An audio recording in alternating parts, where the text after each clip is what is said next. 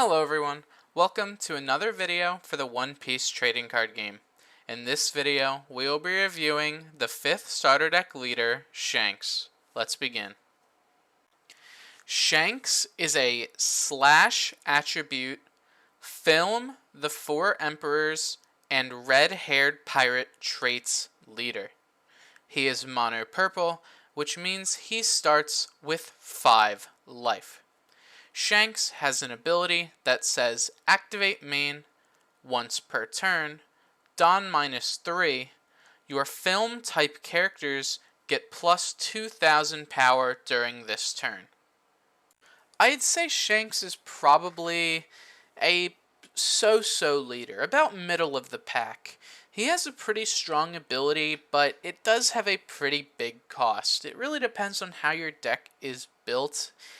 And with the cards in his starter deck, I think you do get a lot of pretty good film, but the only issue is I don't think there's enough film for Shanks to really do anything.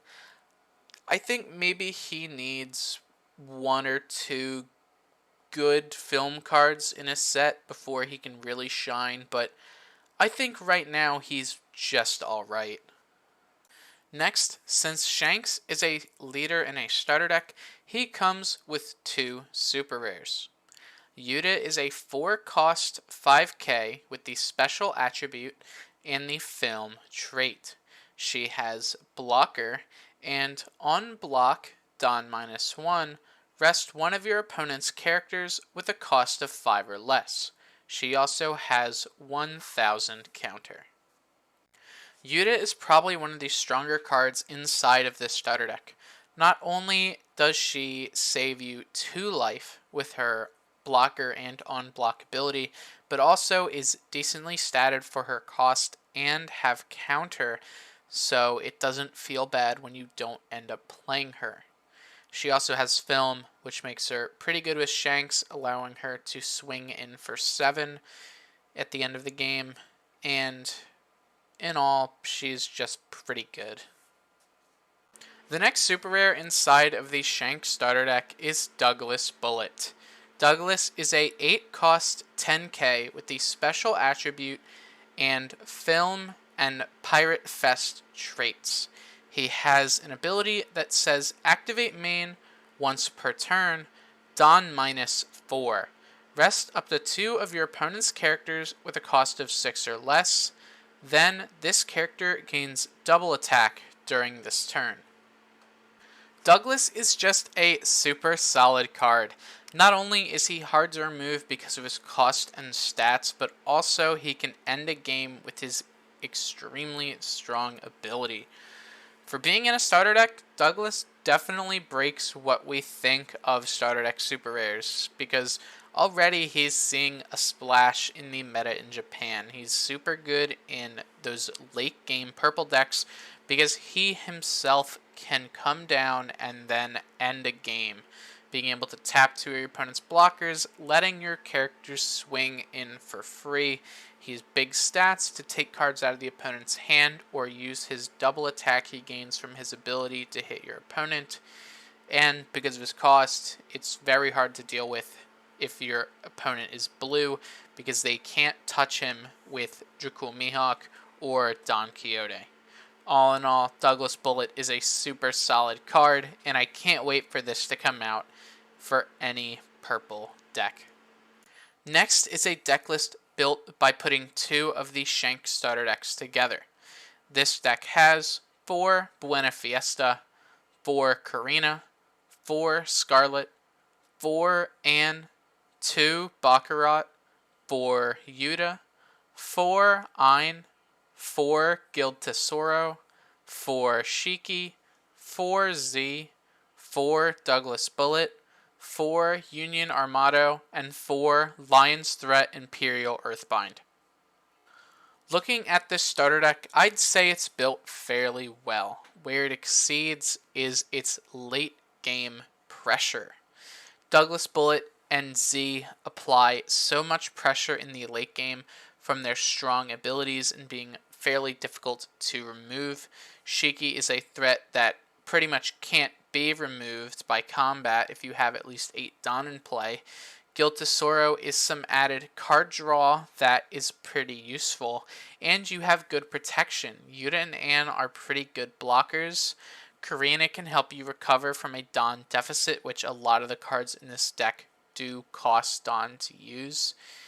Buena Fiesta is your 2K and your Searcher, so that's a bit bad because you want to be playing the Searcher, but if you have to keep them in your hand, it's fine. It's your 2K. Scarlet can come off life and just be a body. That is not bad to pump with Shanks at all.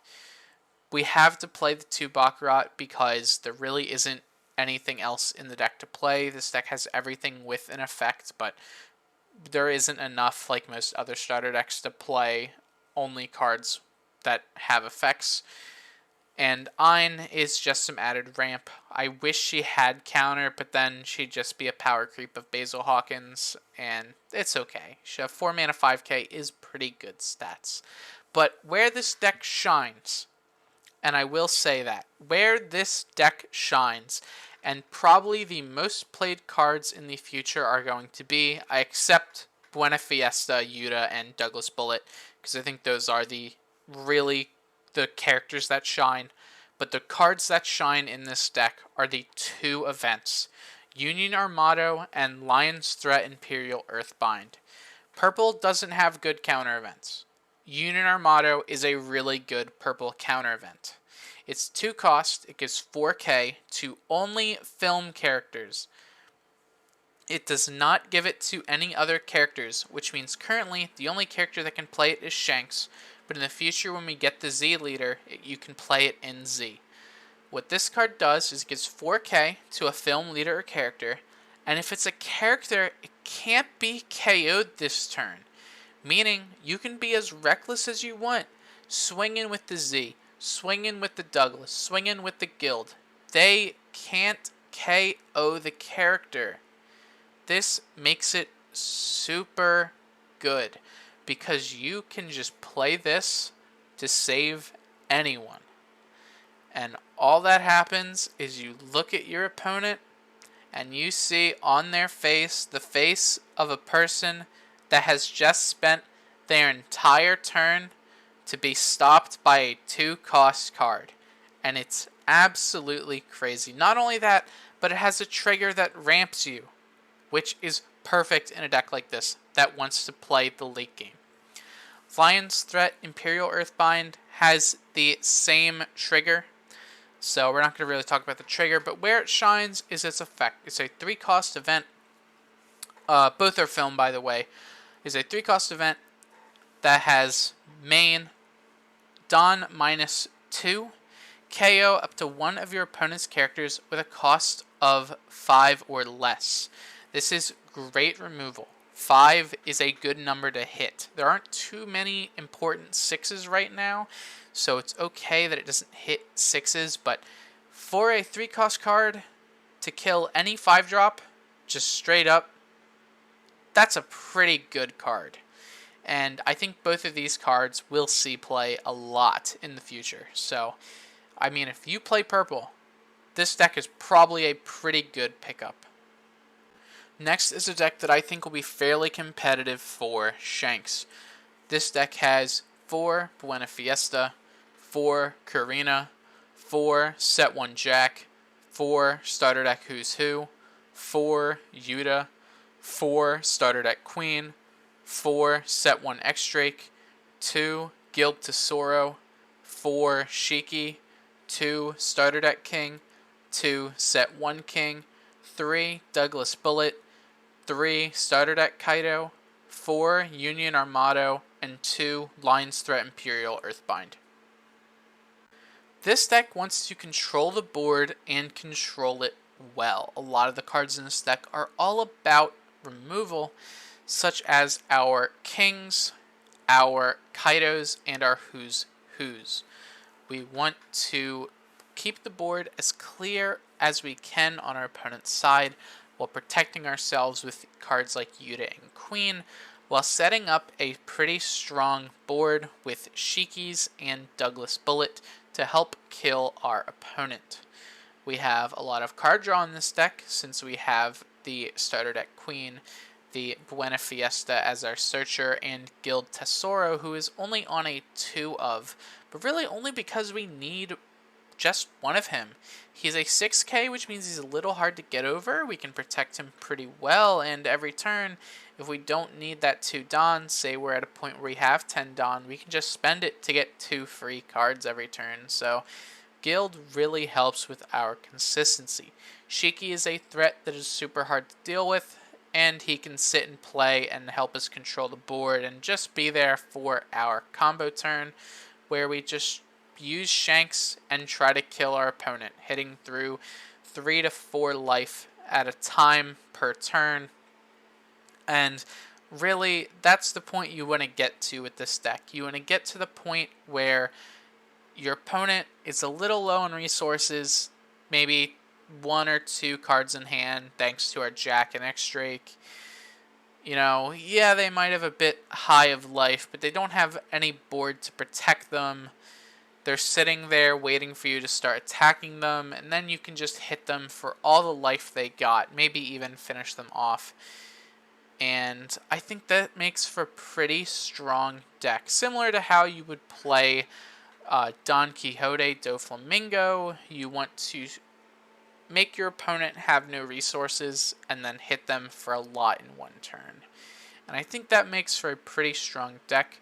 We only have 1 event counter in the deck, and it doesn't help with half of the cards in the deck, but that's fine. The main things we want to be playing this on are Guild to protect him, Karina to protect her, and Yuta to protect her. We don't really need to be playing it on something like King or X-Drake or Queen, because we already got the usefulness out of them. They're on play effects.